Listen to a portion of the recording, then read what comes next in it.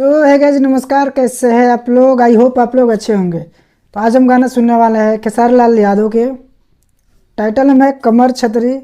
तो काफ़ी romantic song है भाई, देखने में बहुत ज़्यादा मज़ा आने वाला है। तो आप लोग वीडियो को पूरे देखो। और ये है नया साल का दूसरा गाना। तो चलिए वीडियो को स्टार्ट कर रहे हैं और आप लोग वीडियो को पूरे देखो। वीडियो अच्छा लगता है तो भाई लाइक और शेयर जरूर करना।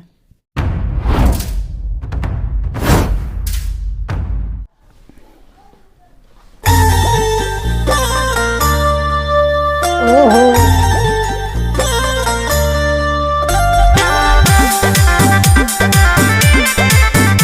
भाई, म्यूजिक बहुत तो मस्त है।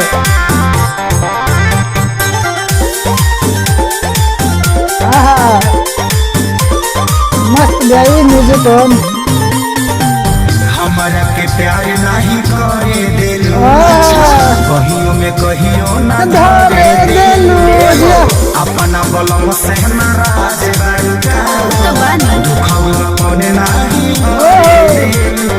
आओ ना लोड सोहे वाला ना ओहे तेरे लपटरे बिछाए होला ताले के नई हल से आईने कमर पतरी राजा हो छतरी बनाई दिहलो। लेके नई हल से आईने कमर पतरी भाई राजा हो छतरी बनाई दिहलो। ई ठीक नहीं खा कइले तो का करी कहां आइले ओ माई किस कलर के पहने हो? ओहो, किस कलर के?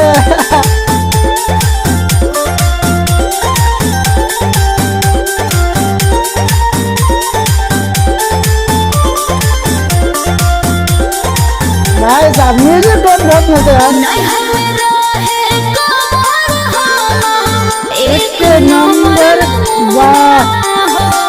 रोज रोज छुए राजा पर सहाय डूबे हो।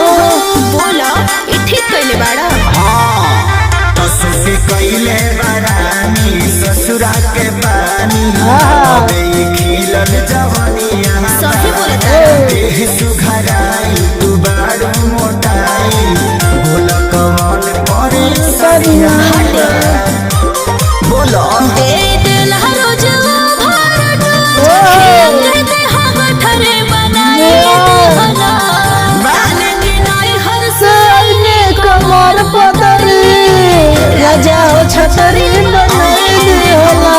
के नई हर से देवो कमर पतरी राजा हो छतरी बनाए दिहला। गजब। मान जा अब कितना दूर रही ए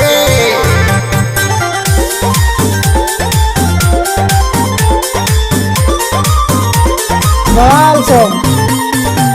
माटी मिला दिल हमर जवानी ओह। तोरल कमर के कमानी बाप रे, बुझा कब तोड़ देले? कितना दर्द सहतानी वाह। ऐसे प्यार कर जला हम सही कर जनी हो खाना राजिया कदी मसा दूरी हो जाई दर्दिया जदी ऐसे न जाई पीराए रानी छाट दे हम दिया हो। डाउन कोई लायन एनर्जी हमारा ओह, बॉडी के डाउन एनर्जी बनाए दिहला ताले के नई हर से कमर पतरी राजा हो छतरी बनाए दिहला लेकिन यही हर से आईने कमर पतरी राजा हो छतरी बनाई दिहला। चला बरसात में तो है के ओढ़ ले। भाई साहब, खेसारी लाल यादव का एक गाना काफी बवाल है भाई, मस्त लगा है, झक्कास। ऐसे ऐसे गाना आता रहता है भाई, काफी मजेदार सॉन्ग है भाई, सुनने में बहुत मजा आ रहा है, फीलिंग आ रहा है भाई। उस गाने में जो फीलिंग है वो सुन के बहुत ज्यादा मजा आ रहा है। एंटरटेनमेंट सॉन्ग है, काफी बवाल भाई, मस्त। सिंगर है खेसारी लाल यादव एंड करिश्मा कक्कड़ भाई। पहले भी गाना आया था, उसमें भी करिश्मा कक्कड़ थी। लिरिक्स कुंदन पटेल, कुंदन प्रीत। म्यूजिक राहुल यादव। तो काफ़ी ज़बरदस्त म्यूजिक टोन है, म्यूजिक में भी ज़बरदस्त है भाई।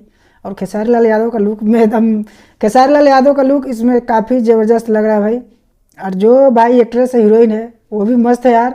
और डांस वाला म्यूजिक टोन है, गजब का डांस रहल और देख के भाई मजा आ गई, एकदम फुल रोमांटिक वीडियो। तो जाइए भाई, डिस्क्रिप्शन में लिंक है, वहाँ से आप लोग सुनिए और कमेंट सेक्शन में बताएं कि गाना कैसा लगा और ज़्यादा से ज़्यादा शेयर करें इस गाने को। खेसारी लाल के फैन है, भोजपुरिया फैन है तो भाई गाना को शेयर जरूर करें। तो थोड़ा सा सपोर्ट हमें भी करो यार। तो मिलते हैं नेक्स्ट वीडियो में, बाय बाय।